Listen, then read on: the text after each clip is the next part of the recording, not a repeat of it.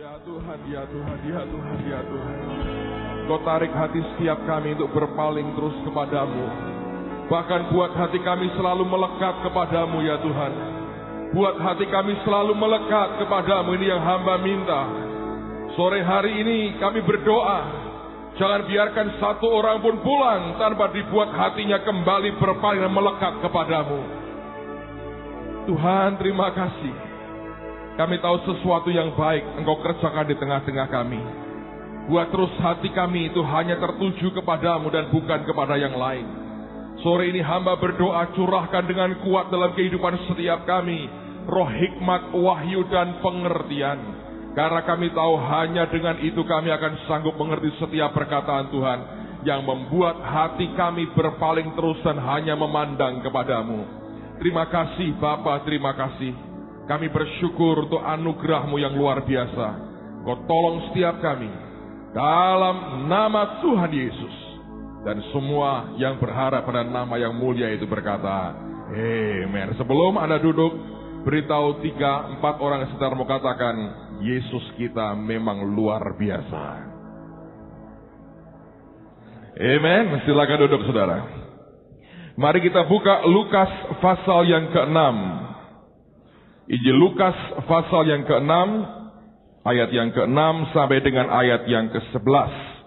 Lukas 6 ayat yang ke-6 sampai dengan ayat yang ke-11. Sebelum saya bacakan ayat ini, saya mau sharing dengan saudara. Beberapa hari yang lalu Ibu Linda Bernard telepon dan dia bicara, Pak, saya hanya ingin sharing, ingin ngobrol dengan Bapak. Ada beberapa hal yang Tuhan tunjukkan dalam penglihatan kepada saya, itu yang dia katakan.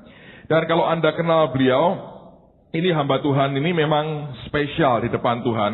Karunia yang Allah berikan dalam hidupnya juga luar biasa. Kalau orang lihat penglihatan itu mungkin berbagai macam.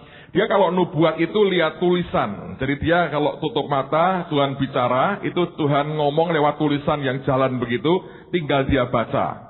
Dan seringkali juga nubuatannya sangat-sangat detail sehingga memberkati banyak orang.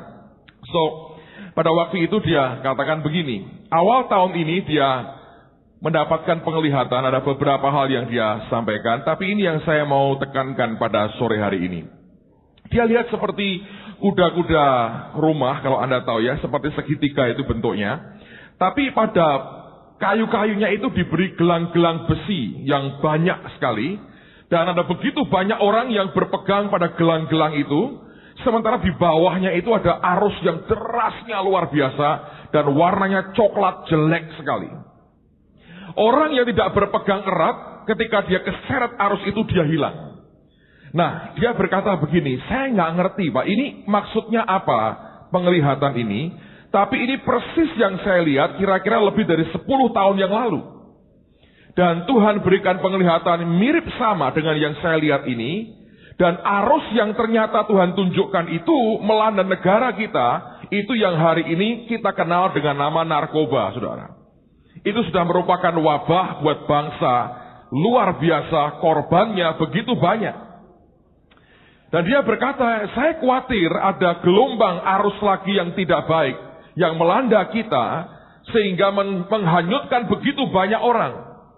Nah, saya bicara banyak dengan dia, dari pembicaraan itu kemudian kita mengerti, dan saya percaya ini, bahwa itu arus adalah arus keduniawian, yang akan makin lama akan makin kuat di tengah-tengah kita.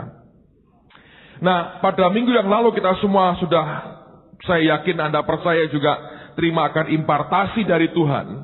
Apa yang Anda terima itu kalau Anda pegang sungguh-sungguh, Anda terima dengan iman, itu akan punya akibat, dampak yang sangat besar dalam kehidupan saudara.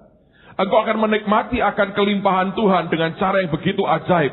Tapi saya sudah ingatkan saudara, bahwa segala sesuatu yang sifatnya materi, itu bisa membuat kita melenceng dari pandangan kita kepada Allah. Saya percaya itu arus keduniawian yang kita mesti waspadai. Karena semua yang bersifatnya materi itu bisa membuat mata kita bergeser. Dari Allah kepada materi. Dari pemberi berkat kepada hanya berkatnya. Dari penyembuh menjadi kesembuhannya. Dan ini yang kita mesti waspadai dalam kehidupan kita sebagai orang percaya. Kita mesti minta supaya Allah itu membuat hati kita terus melekat kepada Dia. Nah, oleh karena itu pada sore hari ini saya mau sampaikan ini buat saudara, supaya Anda mengerti ini yang Tuhan mau kita terima pada hari ini. Nah, mari kita lihat Lukas 6 sekarang. Saya akan bacakan dari ayat yang ke-6 sampai dengan ayat yang ke-11. Judulnya, Yesus menyembuhkan orang pada hari Sabat. Pada suatu hari Sabat lain, Yesus masuk ke rumah ibadat, lalu mengajar.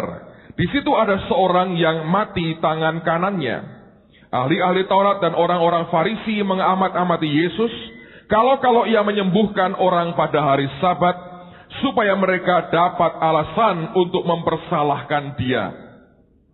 Tapi Ia mengetahui pikiran mereka, lalu berkata kepada orang yang mati tangannya itu, "Bangunlah dan berdirilah di tengah." Maka bangunlah orang itu dan berdiri, lalu Yesus berkata kepada mereka, "Aku bertanya kepada kamu, manakah yang diperbolehkan pada hari Sabat?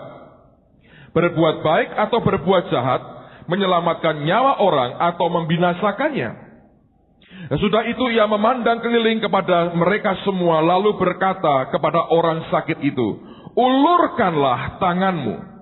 Orang itu berbuat demikian dan sembuhlah tangannya. Maka meluaplah amarah mereka, lalu mereka berunding apakah yang akan mereka lakukan terhadap Yesus. Nah, dengarkan dulu apa yang saya mau coba tunjukkan. Mungkin sebagian besar saudara tidak melihat seperti yang saya sudah lihat. Orang ini sebetulnya lumpuh tangan kanannya. Nah, perhatikan ya. Orang kalau lumpuh tangan kanannya, artinya secara fisik kita akan melihat ini tangan makin lama akan makin mengecil. Nah, biasanya kalau tangannya lumpuh sebelah kanan, maka tangan yang kiri ini akan dipakai kerja lebih keras dari biasanya, ya kan? Sehingga kalau Anda perhatikan, maka tangan kirinya ini akan kelihatan sangat kuat dan sangat besar mungkin. Saya punya teman satu, kenalan lama, namanya siapa ya? Kim Hok, saudara ya. Kenal dari sejak saya SMA, masih sering lihat nggak Kim Hok? Dia pernah masuk surat kabar karena dia termasuk orang yang menemukan pertama kali alat yang membantu dia untuk bisa bergerak. Itu seperti sepeda, tapi kayuhnya ditaruh di atas dan digerakkan dengan tangannya. Ya, dia istilahnya orang Kanada itu punya physical challenge di kakinya, sehingga dia harus pakai tangannya. Dia orangnya mandiri sekali, dia ingin bergerak kemana-mana, dia melayani, buka persekutuan doa, dia bisa khotbah, dia bisa apapun, saudara. Beberapa hal dia mungkin terbatas, tapi orangnya memang tidak mau dikasihani secara gratis, dia ingin berjuang, dia dagang juga segala macam. Saya kagum orang seperti itu. Nah, kalau saya perhatikan, kakinya nggak bisa berfungsi normal seperti yang lain, tapi tangannya dia train begitu rupa, sehingga dia bisa bergerak kemana-mana. Sehingga kalau Anda ketemu dia, itu bisa perkasa sekali. Ya, sekarang mungkin harusnya lebih baik kalau ada motornya. Saya sering lihat di Gunung Pati itu becak pakai motor, keren. Di Semarang bawah nggak pernah ada, di atas ada. Sebab kalau genjot di sana mesti melorot kalau nggak pakai motor, saudara. Anda mau lihat, berkunjunglah ke depannya Rumah Damai aja, jangan ke Rumah Damainya. Mereka terlalu sibuk untuk dikunjungi. Depannya aja Anda lewat jalan Gunung Pati itu, Anda akan ketemu banyak becak pakai motor. Teknologi baru, saudara. So, dengar baik-baik. Orang ini lumpuh tangan kanannya, akan kelihatan kecil sekali, lemah, nggak bisa bergerak. Yang kiri akan jadi kuat sekali, karena terbiasa dipakai. Right? Yesus berkata, ulurkanlah tanganmu. Persoalannya, dengerin ya, Yesus tidak ngomong tangan yang mana. Dia nggak berkata, ulurkan tangan yang lemah. Enggak. Dia hanya berkata, ulurkan tanganmu. Nah, tangan yang mana? Tangan yang tidak berdaya ini, atau tangan yang kuat? Yang mana yang dia mau hadapkan ke Tuhan? Saya mau tanya, saudara. Menurut Anda dia mengulurkan tangan yang mana? Kanan yang lemah atau kiri yang kuat? Hah? Kanan. Saya bilang kiri, angkat tangan. Saya bilang kanan, angkat tangan, angkat tangan, angkat tangan.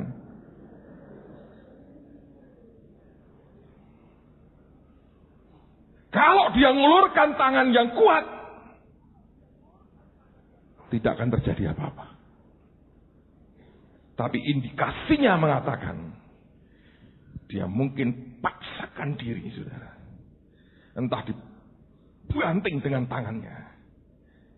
Yang tidak berdaya ini, dia hadapkan ke Tuhan. Sembuh. Saya mau tunjukkan satu rahasia akan namanya pribadi Tuhan kita. Jangan datang ke Tuhan dengan tepuk dada, pamer kekuatan. Jangan. Tidak akan terjadi apapun dalam kehidupan kita. Kalau kita mencoba datang ke Tuhan dengan sikap hati berkata, nih Tuhan. Sebaliknya kalau orang percaya datang kepadanya dengan rendah hati berkata, ini ketidakberdayaanku Tuhan. Kekuatannya akan dialirkan dalam hidup saudara. Ngerti saudara? Ini pelajaran soal sikap hati. Jangan pernah datang kepada Yesusmu dengan engkau membanggakan kesanggupanmu. Dengan engkau membanggakan akan kekuatanmu. Kalau itu yang kita buat, kita berkata ini orang yang berjasa. Saya beritahu saudara, oleh karena kasihnya, akan tiba waktunya. Kelak, tanda petik ya, Anda akan dijatuhkan.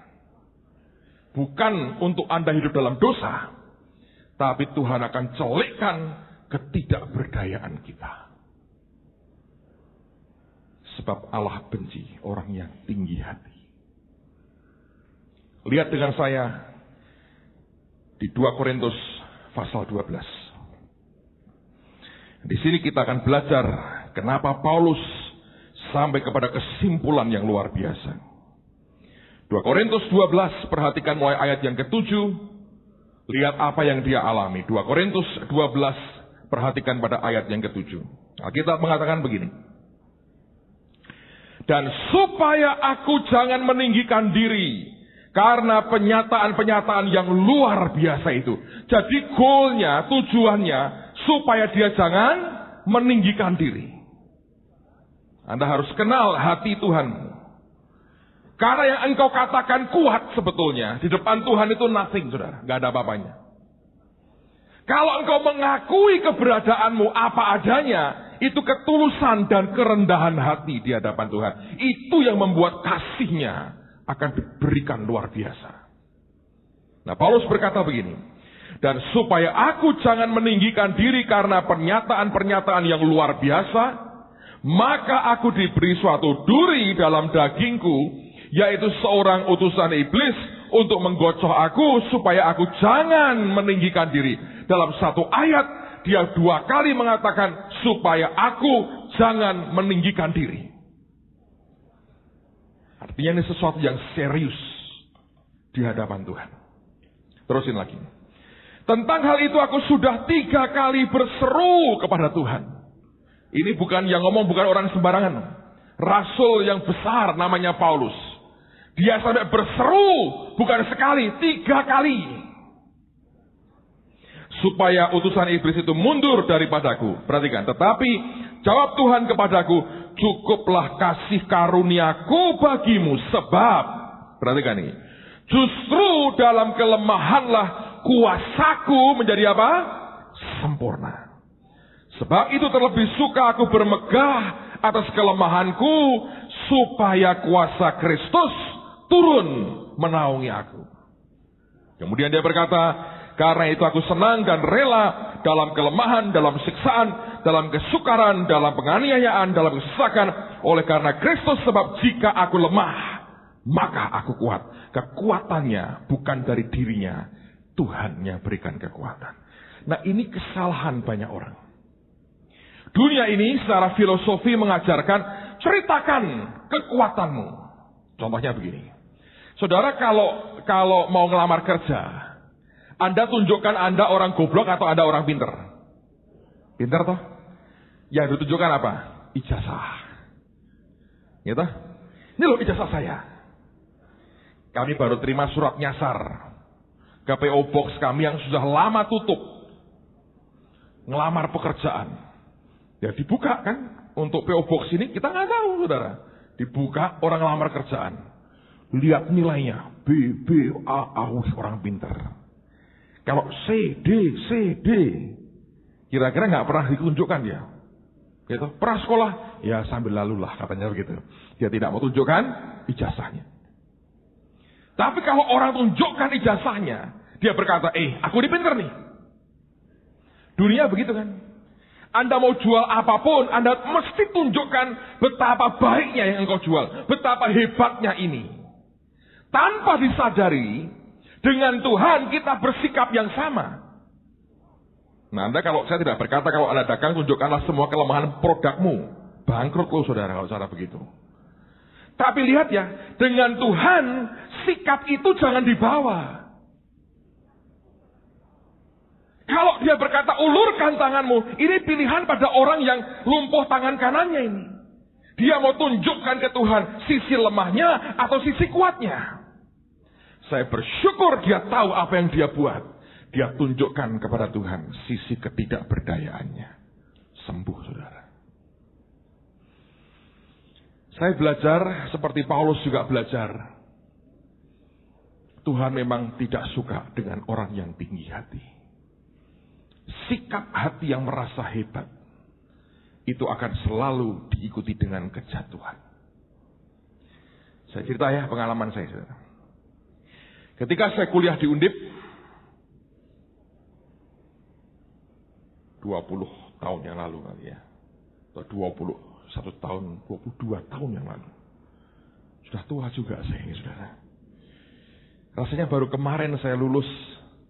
Sudah puluhan tahun. Tuhan segera datang, jelas. Saya sudah bertobat lahir baru, sudah mulai khotbah waktu itu. Kami dapat pelajaran agama Kristen. Dosen saya, pendeta GKI Peterongan. Pak, siapa namanya? Simon, lupa saya namanya. Forgive me.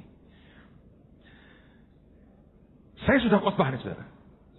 Dia pelajari, kasih, wah segala macam, bagus.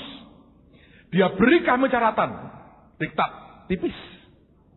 Saya lihat isinya penjelasan, tapi ada juga beberapa tambahan keterangan. Misalnya Ratu Esther hidup di Puri Susan itu sekitar tahun berapa. Itu ada keterangan tambahan-tambahan begitu. Yang saya pikir ini nggak penting lah. Yang penting kan isinya, kebenarannya. Ingat saya sudah mulai khotbah tahun-tahun itu. Waktu ujian pelajaran agama Kristen, saya tidak belajar. Saya berkata apa? Kecil. Tanya apa saja, saya jawab. Entah benar, entah salah. Tapi saya yakin benar. Karena tiap hari saya baca Alkitab. Hampir tiap minggu saya sudah mulai khotbah kemana-mana. Ngapain saya baru belajar lagi? Santai di rumah. Yang salah apa, saudara? Sikap hati. Besoknya ujian. Anda tahu pertanyaannya? Bukan soal lahir baru. Bukan soal ayat ini pengertiannya apa. Bukan. Tapi tahun-tahun itu loh, saudara, yang ditanyakan. Jadi Esther itu hidup tahun berapa sebelum Masehi? Saya bilang, gawat ini. Gak belajar saya. Di Alkitab kagak ada. Di catatan beliau ada. Saya keringat dingin, saudara.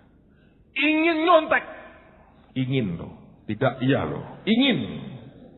Jangan terus Petrus Agung aja nyontek kok. Saya juga gak apa-apa. Melebu non rokok sendiri, saya tidak ngajari saudara. Ingin.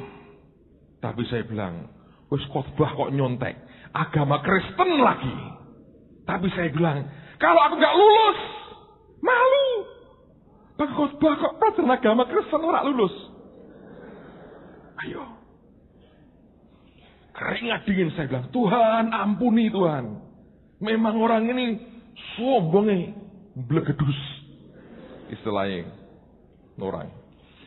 Waduh, saya jawab sebisa-bisanya. Beliau orang baik, saudara. Kasihan sama orang Malang ini. Diberi nilai C saya. Waktu C, Tuhan berkata gini. Tidak usah diulang. Karena boleh ulang. Tidak usah diulang. Biar mengingatkan kamu terus. Kesombongan itu berakibat kejatuhan. Sekian tahun kemudian saya lulus dari Undip. Memang betul. Saya ini termasuk wisudawan terbaik. Sebetulnya saya bisa lulus juga dengan cum laude. Anda tahu? IP saya kurang 0,05 cum laude saya. Gara-gara pelajaran agama Kristen dapat C, saudara. Bayangin. Kurang 0,05 cum laude. Tuhan berkata, biar kamu merasakan, ingat seumur hidupmu. Cum laude dan tidak cum laude kan tidak ada bedanya untuk aku. Biar terima aja seperti itu. Saya bilang, seandainya aku tahu. Tapi tidak ada orang yang pernah tahu hari esok apa yang terjadi. Sikap hati kita yang harus dijaga. Ngerti, saudara?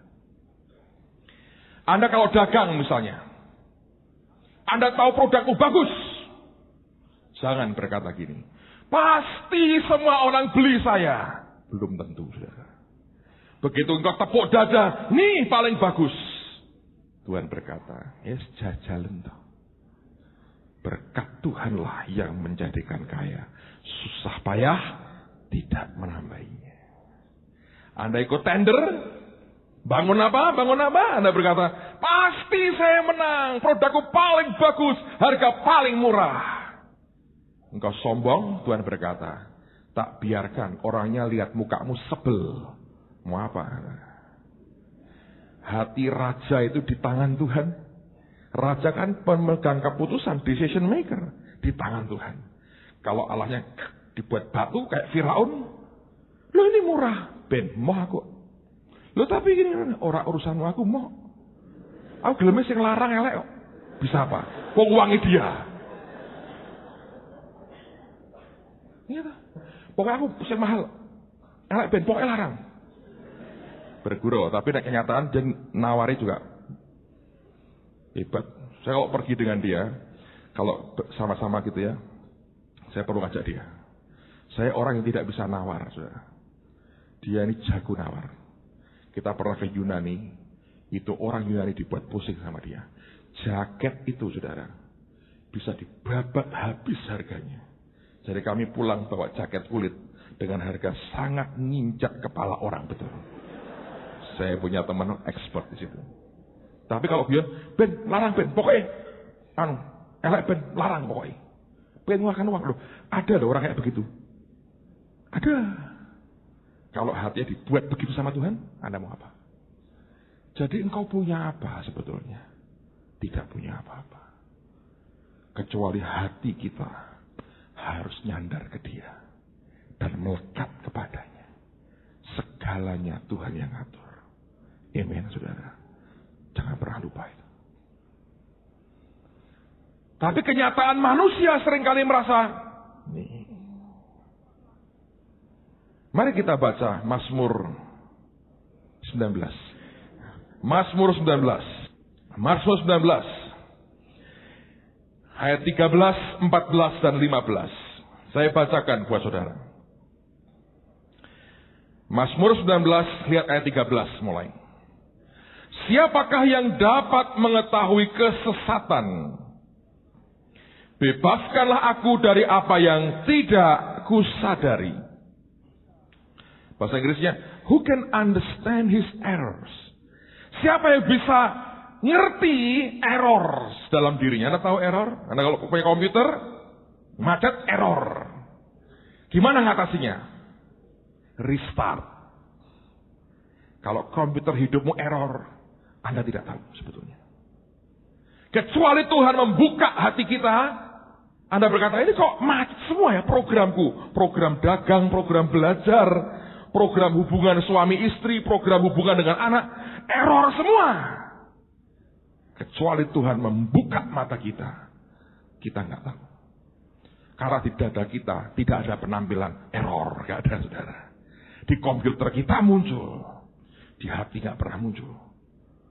Di luar kelihatannya semuanya beres, tapi macet semua. Nah, kita berkata, siapa yang bisa ngerti error kita? Bebaskanlah aku dari apa yang tidak kusadari. Lindungilah hambamu juga terhadap orang yang kurang ajar. Sebetulnya bukan kurang ajar, tapi dosa kesombongan tadi dikatakan. Dari katakan, janganlah mereka menguasai aku, maka aku menjadi tak bercela dan bebas dari pelanggaran besar. Nanti kita akan kembali ke ini. Ayat berikutnya. Mudah-mudahan engkau berkenan kepada ucapan mulutku dan renungan hatiku ya Tuhan, gunung batuku dan penebusku. Ayat yang ke-14, kalau Anda baca The Message berkata begini. Keep me from stupid sin. Jagai aku dari dosa yang stupid. Anda tahu stupid? Goblok. Ada orang yang dosanya itu warnanya goblok sekali. Kegoblokan yang dia buat. Dia bilang, Tuhan, jagai aku dari berbuat dosa yang gobloknya kayak begitu. Itu dosa apa? Dia berkata, from thinking I can take over your work. Dari berpikir bahwa aku bisa ambil alih pekerjaanmu. Nah, pekerjaan Tuhan itu apa, saudara? Pekerjaan Tuhan itu apa? Buka 2 Korintus 3 ayat yang ke-5. Jangan, pekerjaan Tuhan itu menciptakan dunia dan segala isinya. Alright, bagus juga. Tapi lihat, ini pekerjaan Tuhan. 2 Korintus 3 ayat yang ke-5. Paulus mengucapkan dengan tepat sekali. 2 Korintus 3 ayat yang ke-5. Dengan diri kami sendiri kami tidak sanggup untuk memperhitungkan sesuatu seolah-olah pekerjaan kami sendiri. Tidak. Dia berkata, kesanggupan kami adalah apa? Pekerjaan Allah. Jadi pekerjaan Allah dalam dirimu itu wujudnya apa? Kesanggupan. Anda sanggup ini, sanggup itu, pekerjaannya siapa? Allah. Kalau engkau pikir engkau bisa handle itu, engkau bisa take over itu stupid sin, saudara. Dosa kegoblokan. Karena bukan kita. Kesanggupan kita ini adalah pekerjaan Allah. Dari mana orang sombong? I don't know. Dari setan pasti. Akarnya. Tapi kita harus tahu diri, saudara. Hati ini harus terus melekat kepada Tuhan yang baik. Seringkali kita merasa, aku bisa. Kalau bukan karena saya, Tuhannya cuma giling-giling. Waduh, lali weton ini orang ini. Sungguhan. Orang yang selalu tepuk dada berkata, kalau bukan saya. Dengerin ya, jangan sok buat tepuk-tepuk dadamu, rontok jantung kita lama-lama, atau TBC malah, saudara. Semua itu dia. Kalau hati tidak melekat kepadanya, habis.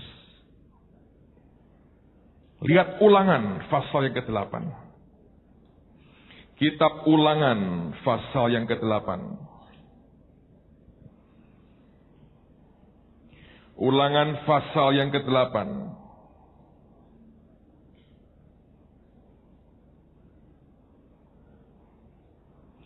Dan pasal 9 nanti kita akan baca. Ulangan pasal yang ke-8. Lihat ayat yang ke-17 dulu. Ulangan 8:17. Maka janganlah kau katakan dalam hatimu, kekuasaanku dan kekuatan tangankulah yang membuat aku memperoleh kekayaan ini. Dia bilang jangan katakan dalam hati. Ini belum diucapkan di mulut kita. Baru kita ngomong di hati, dia berkata, jangan kamu katakan dalam hati. Tetapi ayat 18, haruslah engkau ingat kepada Tuhan Allahmu. Ini yang dia rindukan. Apapun yang kita dapatkan, yang kita nikmati, ingat terus akan Tuhanmu. Hati melekat ke dia, bukan kepada yang lain. Nah, kita mengatakan, tetapi haruslah engkau ingat kepada Tuhan Allahmu, sebab dialah yang memberikan kepadamu kekuatan atau kuasa untuk memperoleh kekayaan dengan maksud meneguhkan perjanjian yang diikrarkannya dengan sumpah kepada nenek moyangmu seperti sekarang ini. Pasal 9 ayat yang keempat mulai dikatakan, janganlah engkau berkata dalam hatimu. Diulang lagi, jangan ngomong ini di hatimu. Apabila Tuhan Allahmu telah mengusir mereka dari hadapanmu, karena jasa-jasakulah Tuhan membawa aku masuk menduduki negeri ini, padahal karena kefasikan bangsa-bangsa itulah Tuhan menghalau mereka dari hadapanmu. Bukan karena jasa-jasamu atau karena kebenaran hatimu, bukan. Jadi jangan merasa terlalu GR, saudara. Semua itu kasih karunia. Engkau masuk menduduki negeri mereka, tetapi karena kefasikan bangsa-bangsa itulah Tuhan Allahmu menghalau mereka dari hadapanmu, dan supaya Tuhan menepati janji yang diikrarkannya dengan sumpah kepada nenek moyangmu, yakni Abraham, Ishak dan Yakub.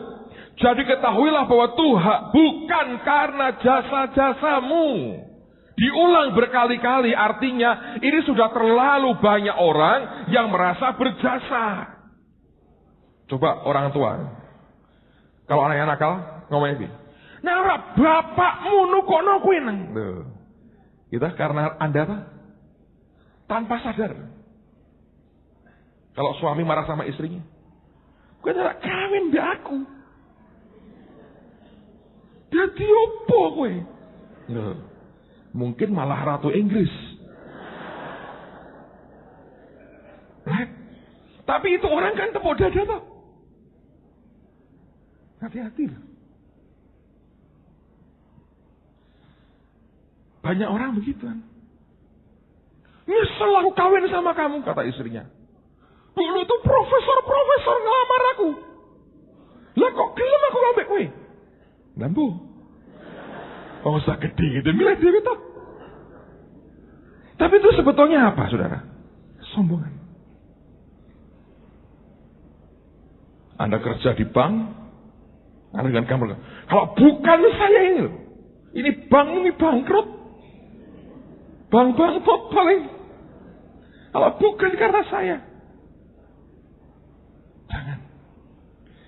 Tuhan berkata jangan katakan di hati aja, jangan. Bukan karena jasamu. Itu kesombongan, saudara. Itu yang dikatakan tadi, stupid sin. Dosa kesombongan. Itu yang jatuhin, saudara. Anda bisa nangkep. Seringkali itu dengan gampang kita ucapkan. Karena kita pikir itu milik dia. Milik kita. Dan hati kita jauh dari Tuhan. Tuhan ingin ingat dia senantiasa. Saya tadi pagi cerita, kemarin juga saya cerita.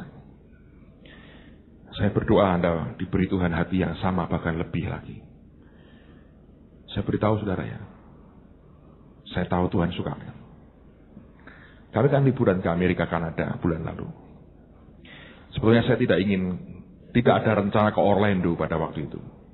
Tapi teman baik kita semua, Pendeta Larry Kiefer, pas datang ke Semarang bulan September atau Oktober yang lalu. Pas kami makan sama-sama sebelum dia pulang, dia tahu bahwa saya akan ke Amerika bulan Desember. Dia paksa saya, dia bilang kamu harus kunjungi kota saya. Saya bilang sudah sering aku dulu ke Orlando. Dia bilang ya aku tahu, tapi kamu harus bawa anak-anak. Kenapa? Anak-anak perlu ketemu Mickey Mouse, Minnie Mouse, Donald Bebek, Peter Pan dan Pinocchio katanya. Kamu tidak perlu, tapi anak-anak perlu. Saya bilang saya perlu, saya berkata gitu. Ya harus kamu ke tempat saya. Kemudian dalam pembicaraan itu dia juga minta saya khotbah di gereja dia. Dia membantu pendeta Sam Hin, adiknya Benny Hin, untuk di khotbah di gereja dia. Singkat cerita bahkan diatur bisa interview dengan TV di Orlando, Channel 55 Superstation. Saya terbang dari LA ke Orlando, keluarganya Pak Timotius juga dari LA ke Orlando, tapi kami pakai flight yang berbeda. Pak Timotius tidak ikut. Ini nanti saya berkata ini kombinasi bagus. Suaminya kerja cari uang, keluarganya menggunakan uang itu. Jadi itu akurnya di situ, saudara. Kalau sama-sama nyari uang terus ada yang mengeluarkan bisa mati kelaparan, gitu. Harus ada yang cari, ada yang membelanjakan. Itu penting Anda harus ketahui. Jadi kalau istriku kok suka belanja, memang karunianya begitu, berbeda dengan suami. Itu gift-nya. Ini dia pergi ke keliling, keluarganya ikut. Saya diizinkan 1 hari setengah. Tapi yang setengahnya saya harus khotbah di tempatnya saya ingin. Jadi hari keduanya pagi-pagi saya temani mereka sampai sore. Saya balik ke hotel, dijemput, baru kemudian khotbah tempat saya ingin. Nah, hari itu kami tiba di Orlando cukup malam, jam 10 malam. Karena terbang dari LA kami siang hari. Begitu saya jalan dengan anak-anak, mau turun lewat eskalator ke baggage claim. Eskalator yang bagian naik yang muncul pertama anaknya Pak Timotius. Si Joshua sama Jessica itu kepalanya muncul, terus ketawa. Gitu. Wah rame ya saudara, rame turun. Yang jemput kami itu PhD, doktor, teologi. Dia bawa van besar. Saya juga doktor sih, dokter Andes tapi saudara. Hanya bedanya dia sekolah lebih lama itu aja. Anda juga doktor, cuma kurang lama sekolahmu jadi belum nyampe. Calon-calon lah, kalau mau gitu. Tapi jangan beli ya saudara, malu-maluin. Lalu kemudian saya heran sekali. Kita kan pakai tenaga porter untuk ngangkat barang karena begitu banyak. Koper kami itu berangkat berapa ya? 5 besar, 3 kecil. Ini keajaiban lagi lah. Kalau saya pergi sendiri, 1 tas kecil jinjing itu cukup. Kalau saya pergi berdua, koper besar 2 penuh. Kalau pergi berlima, 5 koper besar-besar, pulang beli 1 koper besar lagi, dan koper kecil 1. Itu dari mana? Ayat kita berkata, 1 orang makan 1000 orang, 2 orang 10.000 orang. Itu terjadi saudara, dalam urusan koper terutama. Nah, saya tidak cerita panjang lebar. Ini orang bayarin semua tipsnya. Saya mau keluar duit nggak boleh. Mau ikut ngangkat koper tidak boleh. Loh, saya mikir gini, kamu ini sekolah lama-lama kok ngangkati koperku. Saya bilang, isinya mainan anak-anak saya diangkatnya sama dia. Masukin koper, kami masuk di van. Jalan saudara. Dia sediakan buat kami itu hotel di sebuah resort miliknya Disney World. Mereka punya banyak tempat. Dia berikan kami one of the best yang mereka punya. Kami dibawa masuk ke Coronado Springs. Bagus sekali. Ada danau buatan di tengahnya. Saya beritahu, bagus sekali. Kalau nggak percaya, lihat sendiri sana di Orlando. Itu saya masuk, itu suasana begitu masuk seperti Anda kayak anak kecil. Dibuat begitu rupa sehingga kayaknya beban itu plus hilang kayak, ya aku mau bermain-main lagi. Itu kesannya ini. Itu pinternya orangnya. Terus saya kan ke meja resepsionis dengan teman saya ini, orang Amerika. Ya, ketika sampai, diberitahu, Pastor, kamu dapat 2 kamar, connect, terus kemudian bednya besar, lalu dia berikan saya tiket pas masuk ke ke parknya itu beberapa, itu mahal sekali. Dia bilang, ini 4 hari, kamu pakai, kamu boleh pergi kemana aja di Disney dengan bebas, tidak bayar apa-apa lagi. Terus dia kasih kartu kreditnya. Dia bilang sama orang itu, semua pengeluaran dia untuk makan apapun, bayarnya pakai ini. Ini keluarga tidak boleh bayar apa-apa. Jadi bayarnya pakai ini. Saya diberitahu, kamu tidak usah bayar apa-apa. Ngasih tip pun tinggal tulis, kamu tinggal tanda tangan. Kami sudah beresi semua. Ini kamar kami bayar semua, ini tiket sudah dibayar semua. Pokoknya tinggal kamu ketemu Mickey Mouse saja, foto bersama, tanda tangan. Itu aja anak-anak kami cari tanda tangan dan foto bersama. Saya saudara ya, minta saksi dong. Saya hanya diam, saya bilang thank you. Waduh, kena di hati saya. Saya tidak expect, tidak berharap seperti itu. Saya mundur, saya panggil istri saya. Saya ngomong sama dia. Saya bilang gini. Nek bukan karena Yesus, saya bilang. Gak ada ini orang ini bisa kesini. Ini kalau bukan karena Yesus, saya bilang. Tidak bisa kita nikmati seperti yang kita nikmati sekarang. Saya ngomong sama anaknya Pak Timotius, sama Joshua. Saya mungkin dia lupa. Saya bilang, kalau bukan karena Yesus, kamu masih tinggal di rumahmu lama itu. Sekarang mulai kebanjiran, saya bilang. Itu danau buatan, itu danau tiban, saya bilang. Nek musim udan itu. Danau rob, saya bilang. Masa orang kecil begini, saya bilang sama Joshua, bisa sampai ke Disney? Saya bilang, bukan karena Yesus yang tak beritahu. Nggak nyampe ke sini. Saya ngomong sama dia, tanya dia. Saya bilang, kalau bukan Yesus nih, nggak bisa. Saya bisa apa? Ya, saya ini siapa? Ada apa-apanya. Kalau kecil, waktu kecil mainan kalah terus. Umbul nggak pernah menang. Setinan nggak pernah menang sih. Nggak punya apa-apa. Saya ngomong sama saya, bukan karena Yesus. Kamu sudah capek sekali, saudara. Malam itu kami cari kamar nyasar-nyasar. Wah, gede sekali. Saya sudah jadi kayak orang buta itu. Saking di hati itu, waduh, banyak hal. Saya bilang, Tuhan, kalau bukan karena Yesus. Anda tahu Tuhan ngomong apa sama saya? Dia bilang, hati seperti itu aku suka. Sebab selalu ingat dari mana sumbernya. Banyak orang diberkati. Ngomong kasarnya, saudara ya. Langsung biayaan. Ya tahu? Lupa dari mana itu. Kalau Anda terima sesuatu, hatimu bisa bilang, Tuhan, kalau bukan Engkau. Kalau itu jadi pegangan hidupmu, Anda berkenan di depan Tuhan, saudara. Dan bukankah hidup kita ini tujuannya kita ingin hidup berkenan di hadapan Tuhan? Amen, saudara. Kelihatannya sederhana, tapi tidak sesimpel itu. Serius, saya kalau kemana pergi, ya, Tuhan ini bukan karena aku. Aku kenal betul siapa orang. Bukan karena Yesus. Nggak bisa. Saya berdoa kita diberi hati ya, yang selalu berkata, Tuhan, biar selalu aku ingat Engkau. Tidak membuat mataku itu geser ke materi. Geser ke yang lain. Yang selalu berkata, Tuhan, biar selalu aku ingat Engkau. Tidak membuat mataku itu geser ke materi. Geser ke yang lain. Tapi terus tertuju hanya kepadamu. Ingat dari mana semuanya ini. Ada orang berkata, Pak, apa harus ingat terus sih Pak, dari mana kita berasal? Ya. Saya bilang ya. Satu hari Yesus dicobai di padang gurun. Setan tunjukkan semua kerajaan dunia. Dan dia berkata pada Yesus, sembah aku.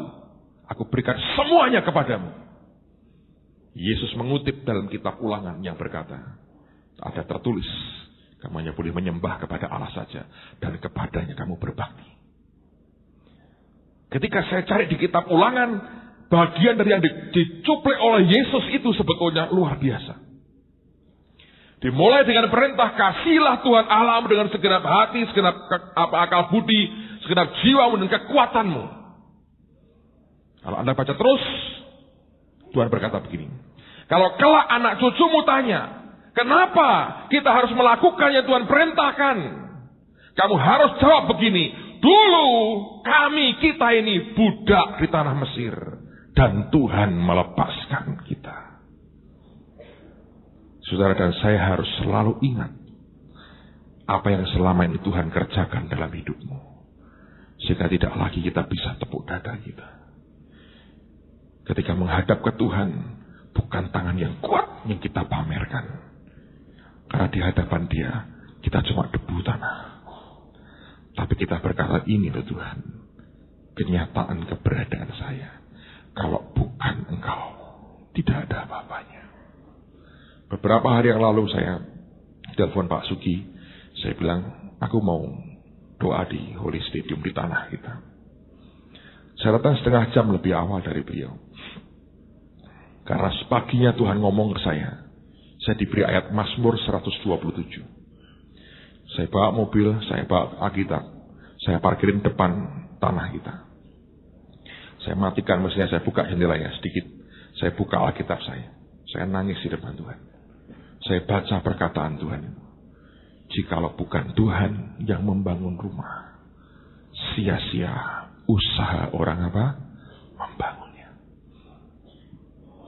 Saya bilang, Tuhan, kalau bukan Engkau yang bangun ini, sia-sia. Anda tahu berapa orang memperkirakan kita akan habiskan untuk pembangunan itu? 80 miliar, saudara. Dari mana itu? Secara kekuatan manusia, jauh di luar kemampuan kita. Tapi kalau Dia berkata iya, segala sesuatu mungkin bagi Dia. Hanya jaga sikap hati kita. Amen, saudara. Itu yang paling utama. Saya percaya 1-2 bulan mendatang, semua urusan tanah akan selesai. Itu pun Anda dan saya tahu. Bukan karena kesanggupan manusia kita.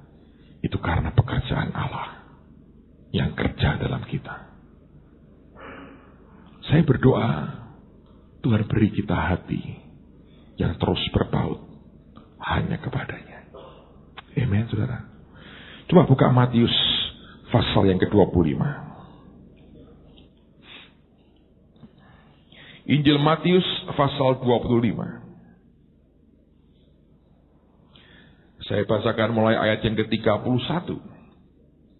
Matius 25 ayat yang ke-31.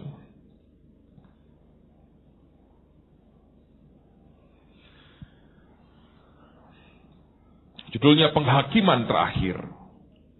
Apabila Anak Manusia datang dalam kemuliaannya dan semua malaikat bersama-sama dengan Dia, maka Ia akan bersemayam di atas tahta kemuliaannya. Lalu semua bangsa akan dikumpulkan di hadapannya dan Ia akan memisahkan mereka seorang daripada seorang, sama seperti gembala memisahkan domba dari kambing.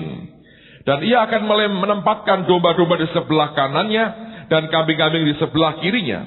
Dan Raja itu akan berkata kepada mereka yang di sebelah kanannya, mari, hai kamu yang diberkati oleh Bapa-Ku, terimalah kerajaan yang telah disediakan bagimu sejak dunia dijadikan. Sebab ketika aku lapar, kamu memberi aku makan. Ketika aku haus, kau memberi aku minum. Ketika aku seorang asing, kau memberi aku tumpangan. Ketika aku telanjang, kamu memberi aku pakaian. Ketika aku sakit, kamu melawat aku. Ketika aku dalam penjara, kamu mengunjungi aku.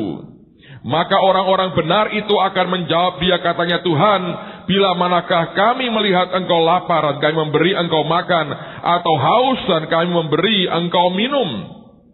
Bila manakah kami melihat Engkau sebagai orang asing dan kami memberi Engkau tumpangan, atau telanjang dan kami memberi Engkau pakaian? Bila manakah kami melihat Engkau sakit atau dalam penjara dan kami mengunjungi Engkau? Dan Raja itu akan menjawab mereka, aku berkata kepadamu, sesungguhnya segala sesuatu yang kamu lakukan untuk salah seorang dari saudaraku yang paling hina ini, kamu telah melakukannya untuk aku. Dan Ia akan berkata juga kepada mereka yang di sebelah kirinya, enyahlah dari hadapanku, hai kamu orang-orang terkutuk, enyahlah ke dalam api yang kekal yang telah tersedia untuk iblis dan malaikat-malaikatnya. Sebab ketika aku lapar, kamu tidak memberi aku makan. Ketika aku haus, kamu tidak memberi aku minum. Ketika aku seorang asing, kamu tidak memberi aku tumpangan. Ketika aku telanjang, kamu tidak memberi aku pakaian. Ketika aku sakit dan dalam penjara, kamu tidak melawat aku. Lalu mereka pun akan menjawab Dia, katanya, Tuhan, bila manakah kami melihat Engkau lapar atau haus atau sebagai orang-orang asing, atau telanjang, atau sakit, atau dalam penjara, dan kami tidak melayani Engkau? Maka ia akan menjawab mereka, aku berkata kepadamu, sesungguhnya segala sesuatu yang tidak kamu lakukan untuk salah seorang dari yang paling hina ini, kamu tidak melakukannya juga untuk aku. Dan mereka ini akan masuk ke tempat siksaan yang kekal, tapi orang benar dalam hidup yang kekal. Nah, perhatikan. Domba dan kambing apa bedanya? Domba menghadap ke Tuhan merasa tidak berbuat apapun. Ngerti, saudara? Sadar, dia tanya, kapan kami berbuat, Tuhan? Artinya mereka berkata, aku nggak merasa punya jasa apapun. Tapi kambing berkata, kapan kami tidak melayani engkau? Artinya dia merasa melayani. Merasa sudah berbuat sesuatu. Ini jadi masalah. Selalu kita merasa diri kita somebody. Dari cara bicara kita, dari omongan kita. Saya beritahu saudara ya, pekerjaan Allah semuanya itu. Kesanggupan kita, itu pekerjaan Tuhan. Dengan dasar apa kita bermegah? Tidak ada.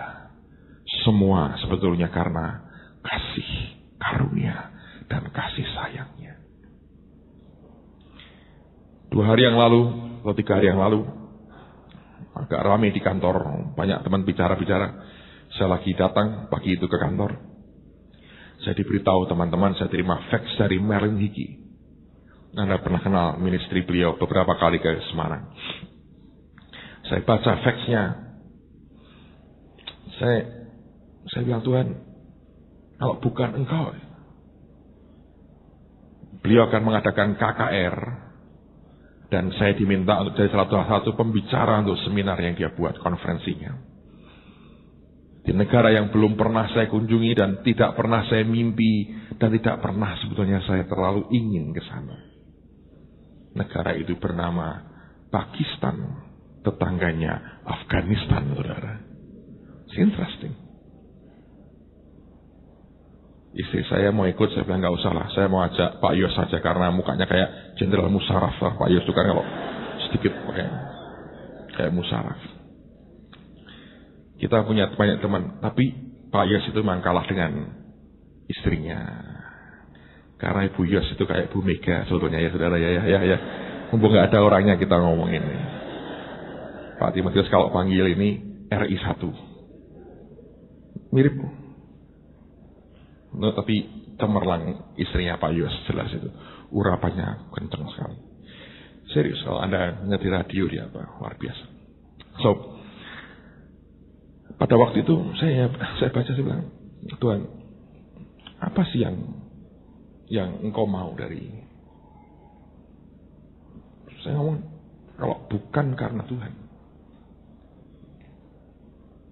Ingat loh, semua itu karena kasih karunia dan kasih sayangnya. Kalau Tuhan tidak ambil saya jadi hambanya, mungkin hari ini I think saya jadi kaitur. Karena saya kuliah sejarah, menjelaskan Candi Prambanan, Candi Borobudur, gitu kan. Tugu Muda yang seringkali gelap kalau malam. Lawang Sewu. Saya akan berkata pada turis-turis itu, kenapa kok disebut Lawang Sewu? Sebetulnya kurang dari 1000. Tapi kalau disebut utuh nanti kasihan tukang-tukang Daihatsu itu. Ayo Lawang 135, angel. Itu kalau Sewu kan, Lawang Sewu. Ya, Lawang 135, keliru kan. Jadi untuk mempermudah. Saya bayangin diri saya. Tapi saya bilang sama Tuhan jujur, mengemis aku malu, mencangkul aku tidak kuat. Paling enak ikut Tuhan. Nah, diambil. Kalau bukan karena dia, mau jadi apa? Ya itu. Paling saya menjelaskan kepada orang-orang itu. Gitu. Tapi kalau Tuhan berkata, ikut aku. Itu kemuliaan yang luar biasa. Dan kehormatan, saudara. Amen. Saya berdoa Anda ngerti itu. Karena kalau hati kita bisa terus berpaut ke Dia, itu yang mendatangkan perkenan Tuhan. Saya nggak tahu ya, masa lalu saya ini dipenuhi dengan banyak hal yang hari ini bisa membuat saya terus ingat Tuhan. Apapun bisa muncul, klik, saya bilang, Tuhan. 2 hari yang lalu, kemarin pagi, kami mau pergi ya, istri saya lagi dandan, saya panggil dia. Kemarin pagi saya makan nasi ayam. Anda tahu nasi ayam? Saya lihat pemandangan yang mentakjubkan. Anda tahu itu sambal gorengnya, warnanya merah itu? Dikasih santan di atasnya itu. Itu bagus ya. Saya bilang, saya panggil istri saya bilang, dia pikir ada apa? Saya bilang, dulu, dia bilang, aku kalau makan ini tuh gak bisa aku beli pakai nasinya, hanya beli lauknya. Terus aku bawa dari rumah nasi segunung, ikannya di puncaknya. Dan saya punya keahlian, kalau makan nasi banyak, ikannya sedikit. Orang-orang yang kecepet kreatif. Sampai sekarang saya ahli itu. Tapi istri saya melarang saya makan nasi banyak-banyak. Saya bilang, hari ini saya mau balas dendam. Ini kalau bukan karena Yesus, tidak mungkin. Dia beli dalam panci yang cukup besar. Saya makan separuh. Sikat. Mencret saya akhirnya.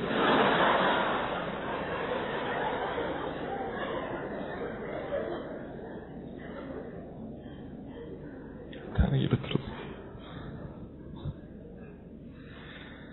Saudara bisa apapun. Kalau hatimu melekat ke Dia.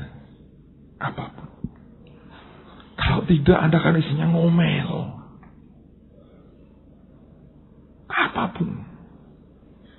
Cerita lagi ya, rahasia-rahasia pribadi sebetulnya. Ada beberapa dendam pribadi sebetulnya dalam hidup saya.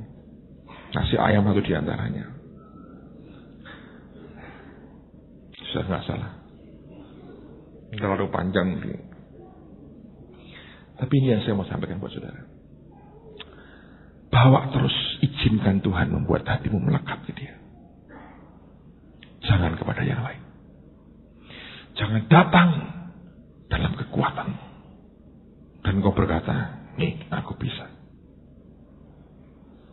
Datang dalam kerendahan hati. Bilang Tuhan, kalau bukan Engkau, tidak ada hatinya. Yesaya pernah mengalami titik krusial. Di rumah Anda boleh lihat. Para teolog mengatakan perjanjian lama itu ada 2 macam nabi. Nabi besar dan nabi kecil. Nabi kecil seperti Nahum, Obadjah, cara dikotbahin. Saya kok juga gak pernah tuh khotbah Nahum, itu gak pernah. Tapi kalau menjelang Tuhan datang, saya pikir saya akan mulai khotbah Nahum, mungkin. Nanti kalau di surga ketemu dia, kita tanya sama-sama, kamu ngomong apa sih sebetulnya? Nah, ngerti sama sekali. Nahum, Obadjah. Kalau Hagai, Habakuk masih lumayan. Tapi itu golongan nabi kecil. Ada golongan nabi besar. Yesaya, Yehezkiel, Yeremia. Lebih besar. Yesaya menghadapi titik yang sangat krusial dalam hidupnya. Di Yesaya pasal 6. Dari pasal pertama sampai pasal 5, dia sudah bernubuat. Di pasal 6, Tuhan menyatakan dirinya kepadanya. Begitu terangnya, begitu luar biasanya. Reaksi yang muncul, dia teriak, dia berkata, celaka, aku najis bibir. Anda tahu kalau seorang nabi bisa mengakui bibirnya, mulutnya ini najis. Sama seperti kalau Anda masak, Anda jual restoran? Buka restoran? Anda berkata, sorry ini pernah dulu racun tak kira merica katanya. Itu akan menghabiskan karier saudara. Baik. Tapi orang ini terima dengan rendah hati koreksi Allah dalam hidupnya. Ketika kemuliaannya dinyatakan, dia teriak, celaka aku najis bibir. Dan kerendahan hati itu yang dihargai Tuhan. Disentuh dengan bara api surga. Disucikan lagi bibirnya. Dia bisa punya kekuatan nubuat puluhan pasal lagi. Dan hari ini dia termasuk nabi besar. Anda anggap itu? Kelak engkau jadi sebesar apa? Tergantung dari apakah engkau menghadap ke dia dengan tangan yang kuat. Atau engkau datang dengan tangan yang lemah. Sikap yang merendah di hadapan Tuhan akan menghasilkan peninggian Allah yang luar biasa. Ayat terakhir, Lukas 18. Lukas 18. Ayat yang ke-9 sampai 14, dan kita akan selesai dengan ini. Lukas 18, perhatikan mulai ayat yang ke-9. Perumpamaan tentang orang Farisi dengan pemungut cukai dan kepada beberapa orang yang menganggap dirinya benar dan memandang rendah semua orang lain. Jadi ada orang yang menganggap dirinya benar terus menganggap rendah orang lain. Yesus mengatakan perumpamaan ini. Ada dua orang pergi ke bait Allah untuk berdoa, yang seorang adalah Farisi dan yang lain pemungut cukai. Orang Farisi itu berdiri dan berdoa dalam hatinya begini, ya Allah, aku mengucap syukur kepadamu karena aku tidak sama seperti semua orang lain. Bukan perampok, bukan orang lalim, bukan pejinah, dan bukan juga seperti pemungut cukai ini. Aku berpuasa 2 kali, hebat sekali, 2 kali seminggu. Aku memberikan 1/10 dari segala penghasilanku. Tetapi pemungut cukai itu berdiri jauh-jauh. Bahkan ia tidak berani menengadah ke langit. Melainkan ia memukul diri dan berkata, ya Allah, kasihanilah aku orang berdosa ini. Aku berkata kepadamu, orang ini pulang ke rumahnya sebagai orang yang dibenarkan Allah. Dan orang lain itu tidak. Sebab barang siapa meninggikan diri, ia akan direndahkan. Dan barang siapa merendahkan diri, ia akan apa? Ditinggikan. Saya berdoa miliki sikap merendah di hadapan Tuhan. Dan saya percaya anugerahnya akan diberikan buat kita. Tutup Alkitabmu. Naikkan pujian, buatlah jalanmu dalam saya. Mazmur 25 mengatakan, kepada orang yang rendah hati, dia tunjukkan, dia ajarkan hukum dan jalan-jalannya. Saya berdoa, Tuhan berikan akan kerendahan hati dan hati yang melekat terus ke dia. Dan minta supaya Tuhan buat jalannya dalam kehidupan kita. Amin, saudaraku. Mari berdiri sama-sama. Buatlah jalanmu dalam saya. Tuhan penjunan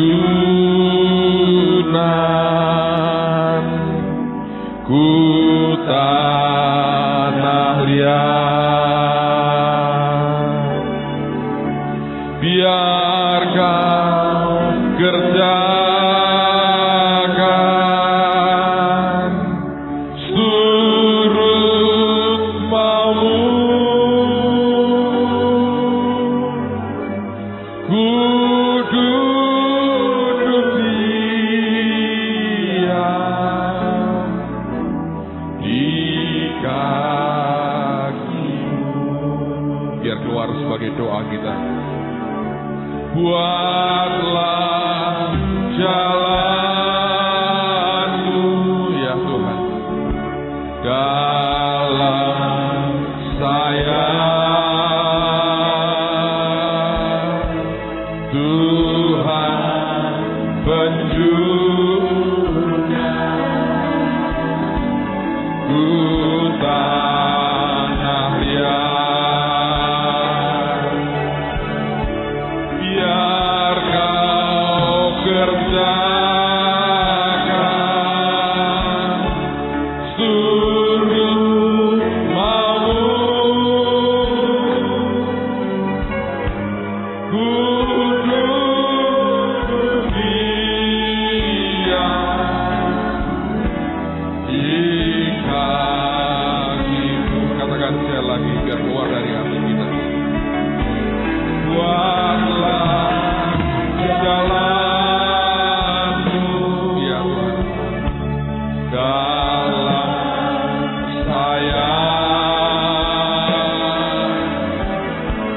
Tuhan penjunan ku tanah liat, biar kau kerjakan seluruh maumu. Ku duduk diam di kakimu.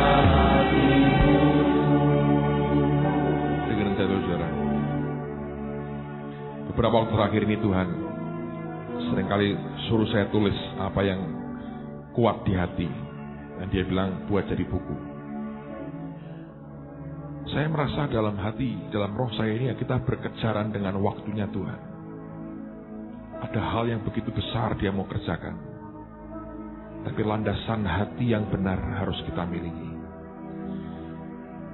Kalau dengan jujur saya boleh berkata, seringkali pergulatan kita yang paling berat dengan hati kita sendiri. Untuk orang bergeser dari Tuhan itu begitu gampang. Saya hanya mau menghimbau saudara. Saya tulis beberapa buku terakhir ini. Kalau Anda tidak ada uang, hubungi ketua MK, minta MK itu beli, dibaca giliran. Karena ini sebetulnya akan menolong saudara ngerti hati Tuhan.